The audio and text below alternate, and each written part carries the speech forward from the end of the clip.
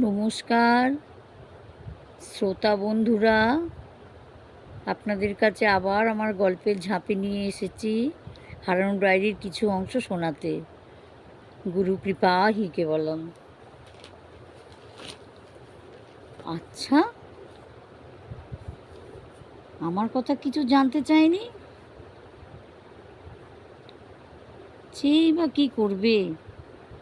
সে এখন রাজরানী হয়েছে, আমার মতো সাধারণ মানুষের কথা কি আর জানতে চাইবে?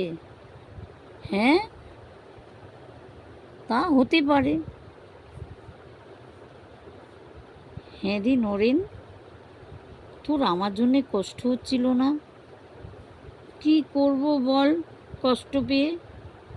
যা হবার তা তো হয়েই গেছে। সে ঠিক কথা, ভালো থাক উর্মি, খুব ভালো থাক। আমি দূর থেকেই সেই কামনা করি বুড়ো শিবের কাছে। দেখেছিস নরেন, ও আমার ছিল না রে ভাই। কি আর করবি বল, যা ভবিতব্য তা তো মেনে নিতেই হবে, সেটাই মেনে নে। সাগর লক্ষ্য করল নরেনের বলার মধ্যে কোনো আন্তরিকতা নেই, কোনো কষ্টও নেই।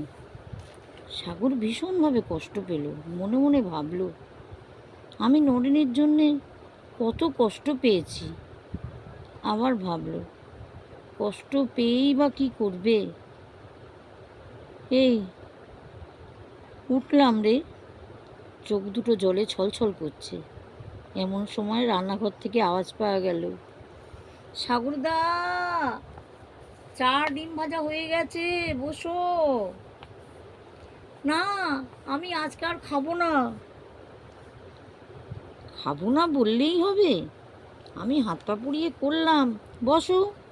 বলতে বলতে নিবেদিতা ঘরে ঢুকেই বলল, বন্ধুটা এত কষ্ট পাচ্ছে আর তুমি চাটুকুও খেতে বলনি? খুব স্বার্থপর তো। দাদা আমাদের জন্যে কত সাহায্য করলো, দাদার দুর্দিনে সব ভুলে গেলে। সাগর লক্ষ্য করল ওদের কথার মধ্যে একটা আনন্দ আছে, কিন্তু চাপা। ও কিছু না বলেই চাটা খেলো, কিন্তু ডিম ভাজাটা খেলো না। নরেন বলল, ডিম ভাজাটা খা, তুই তো ভালোবাসিস। আমার এখন ভালো লাগছে না রে। ঠিক আছে, এই রেখে দাও চাপা দিয়ে, পরে ও নিজে মুখে চাইলে দিও না। অনেক মজা করার পর নিবেদিতা ডায়েরিটা সাগরের হাতে দিয়ে বলল, সযতনে বইয়ের ভিতরে ছিল, চুরি করেছি, তোমার জন্যে চোর হলাম। তারপর সব কথা বলল। সাগরকে দেখার জন্যে কি ব্যাকুলতা, ইনিয়ে বিনিয়ে সাগরের কথা জানতে চাওয়ার কত চেষ্টা। বিয়ে বাড়িটা নিরানন্দভাবে কিভাবে কাটিয়েছে, সব গল্প সাগরের সঙ্গে করল। আনন্দে পাগল হয়ে উঠল সাগর। সঙ্গে সঙ্গে ডায়েরিটা খুলে দেখল, সেই কৃষ্ণচূড়া ফুলের পাপড়ি শুকিয়ে কালো হয়ে গেছে, আর লেখাটা সেম টু ইউ।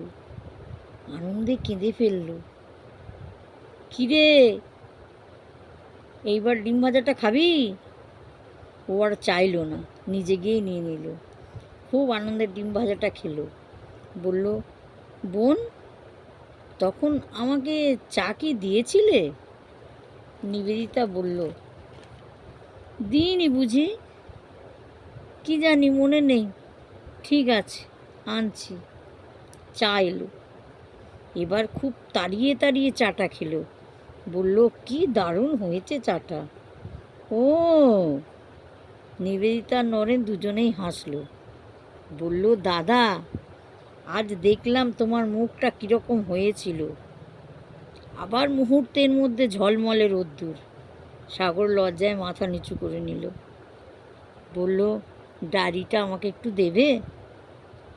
হ্যাঁ হ্যাঁ, কেন দেবো না, তোমার জিনিস তুমি নাও।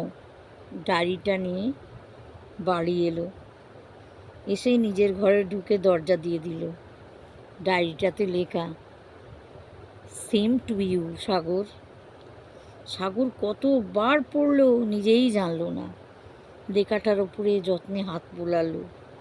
তারপরে নিজেই একটা কবিতা লিখলো ডায়েরির পাতায়। হেডিং লিখলো, তুমি চলে গেলে। চেয়ে চেয়ে দেখলাম তুমি চলে গেলে।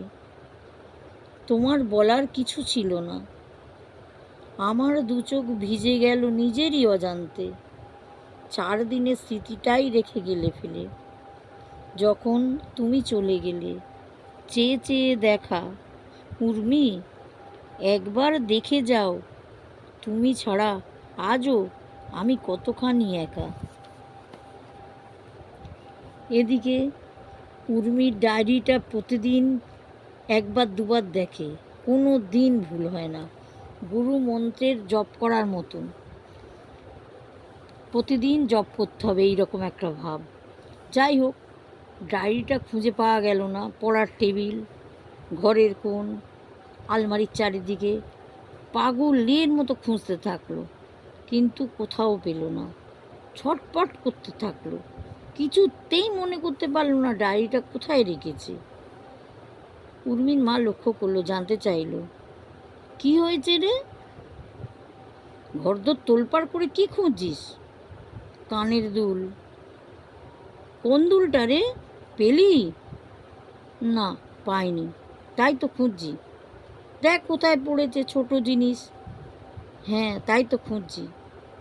উর্মি মাকে মিথ্যে কথা বলল। কি করে বলবে, ডায়েরি পাচ্ছে না।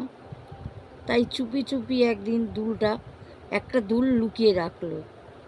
মনটা এত খারাপ যে ঘরের দরজা বন্ধ করে অনেক কাঁদল, চোখ ফুলে গেল।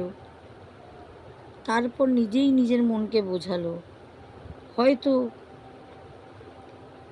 ওর বিয়ে করে সংসার করেছে, আমাকে আর ওর ভালোবাসার কথা আমার দেখা উচিত না। ঈশ্বর নিশ্চয়ই এটাই ইচ্ছা করেছেন।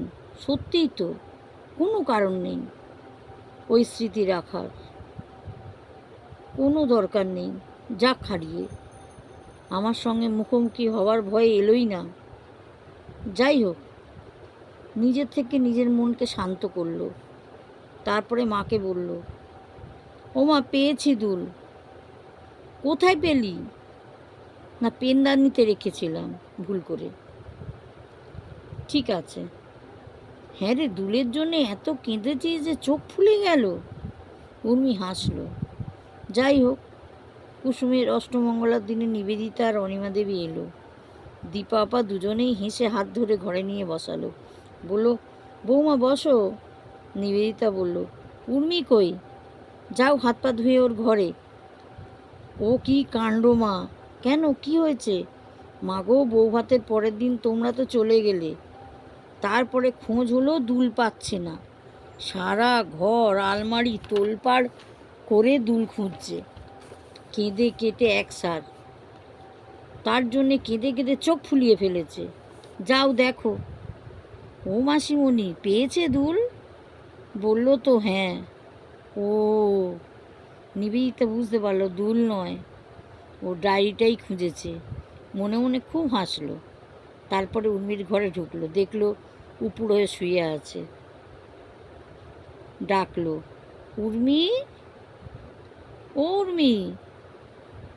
উর্মি উঠে বসলো।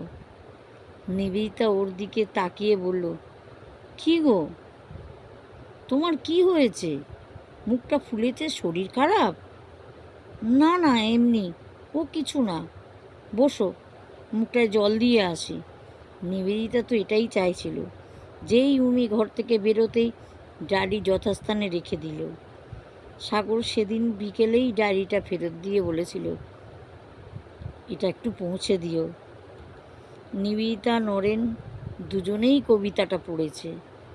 কবিতাটার নিচে আবার লেখা, I love you Urmi. Urmi ঘরে ঢুকে বলল, কেমন আছো নিবেদিতা দি? আমি তো ভালোই আছি, তুমি কেমন আছো? শুনলাম তোমার কানের দুল হারিয়েছে। উর্মি বলল, পেয়েছো? উর্মি চুপ করে রইল। নমস্কার, আজ এই পর্যন্ত। ভালো থাকবেন, বেল আইকনটি ক্লিক করে দিন, সাবস্ক্রাইব আর লাইক করবেন। ধন্যবাদ।